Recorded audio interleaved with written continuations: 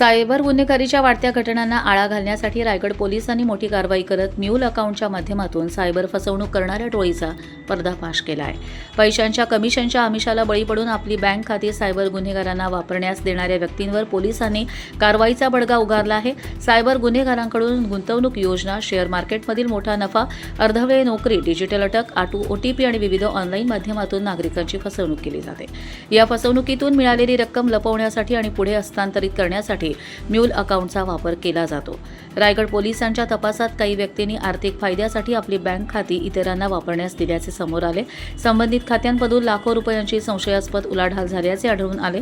NCCRP आणि समन्वय पोर्टलवरील तक्रारींचे विश्लेषण केल्यानंतर या खात्यांवर मोठ्या प्रमाणात सायबर फसवणुकीच्या तक्रारी नोंद असल्याचे स्पष्ट झाले.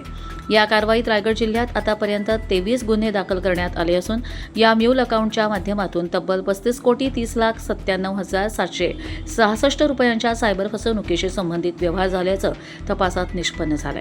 रायगड पोलीस अधीक्षक श्रीमती आंचल दलाल आणि अप्पर पोलीस अधीक्षक अभिजित शिवथरे यांच्या मार्गदर्शनाखाली सायबर पोलीस ठाणे तसेच जिल्ह्यातील विविध पोलीस ठाण्यांच्या पथकाने ही कारवाई केली.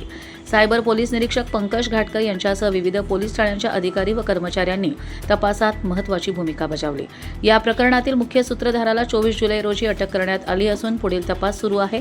आरोपींचे बँक व्यवहार, इतर गुन्ह्यांशी असलेले संबंध आणि सायबर फसवणुकीच्या नेटवर्कचा शोध घेतला जातोय.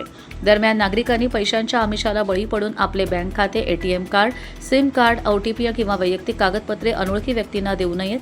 सायबर गुन्ह्यात अशा खात्यांचा वापर झाल्यास खातेधारकांवरही कायदेशीर कारवाई होऊ शकते, असा इशारा रायगड पोलिसांनी दिला आहे. कर्जत लाईव्हसाठी अमोल कुमार जैन, रायगड.